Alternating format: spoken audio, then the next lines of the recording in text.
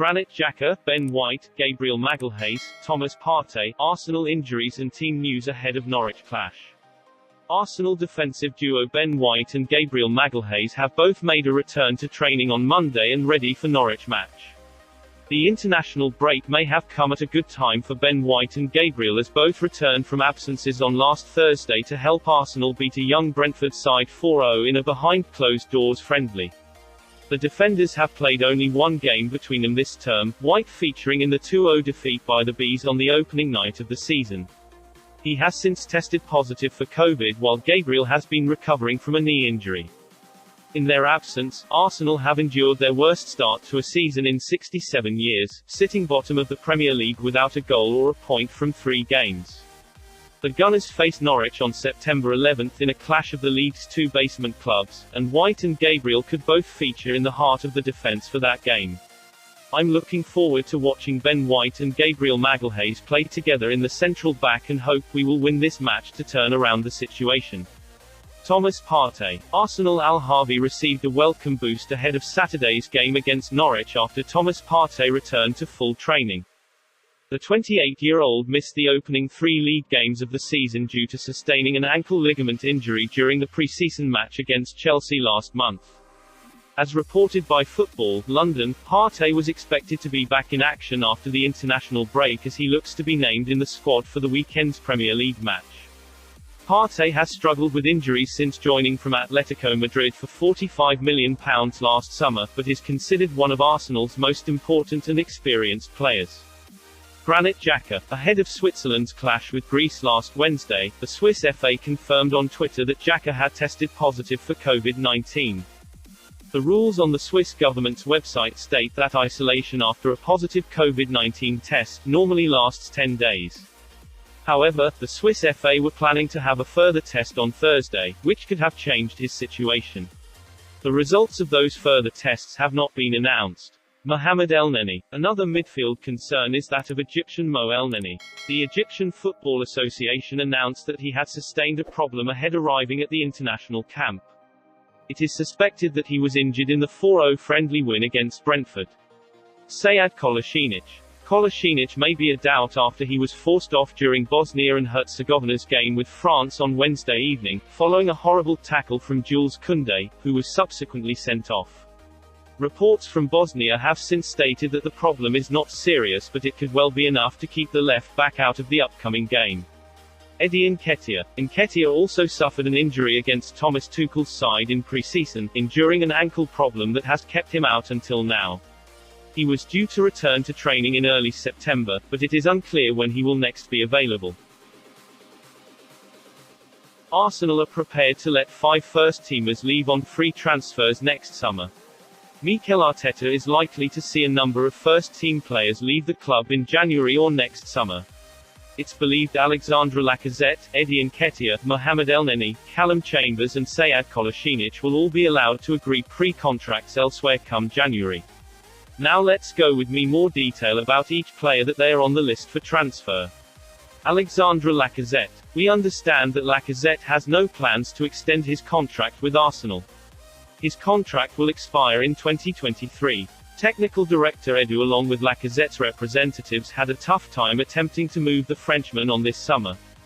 The former Lyon striker is one of Arsenal's highest paid players and knows Arsenal could be lost around £15 million if he leaves on free next summer. Roma and Atletico Madrid have expressed interest in the past. Callum Chambers. Chambers worked his way back into the team last season after recovering from an ACL injury.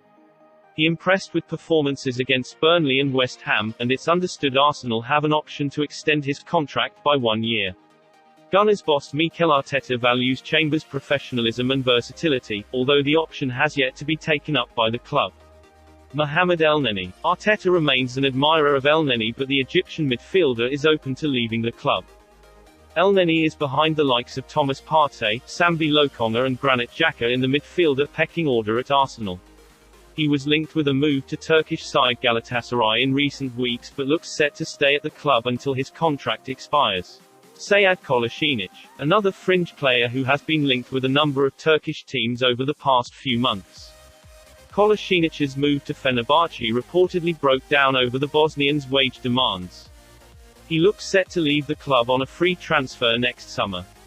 Eddie Nketiah. Nketiah is stalling on signing a new contract at the Emirates, with his current deal set to expire next summer. After failing to sell Eddie Nketiah this summer, Arsenal could be set to make a huge loss on the young striker. The Gunners has tried to offload him for around £20 million this summer, but with nobody prepared to match their asking price, they retained the young striker. Willian reflects on Arsenal nightmare. I wasn't happy at the club. Willian will go down as a flop at Arsenal after his unsuccessful one season at the club, and he has now opened up about how unhappy he was during his spell in North London. The Brazilian joined the Gunners from Chelsea in the summer of 2020, and while he arrived on a free transfer, his 3-year contract was thought to be worth £220,000 a week. Mikel Arteta's side endured a very disappointing season after Willian arrived, and the Brazil international did not contribute a great deal, scoring just once in only 16 Premier League starts. With 2 years left on his mammoth contract, it looked like the midfielder would be staying at the Emirates, even though he was clearly out of Arteta's plans, but he instead chose to rip up his contract and return to Corinthians, where he started his career. It was a decision which cost him a huge amount of money, but was born of his unhappiness at Arsenal. I really thought a lot, together with my family and close people. Unfortunately, my time at Arsenal was not good. I wasn't happy at the club, Willian told TV Corinthians. I don't need to go into details, but I wasn't happy, and I thought that returning to Brazil was the best option.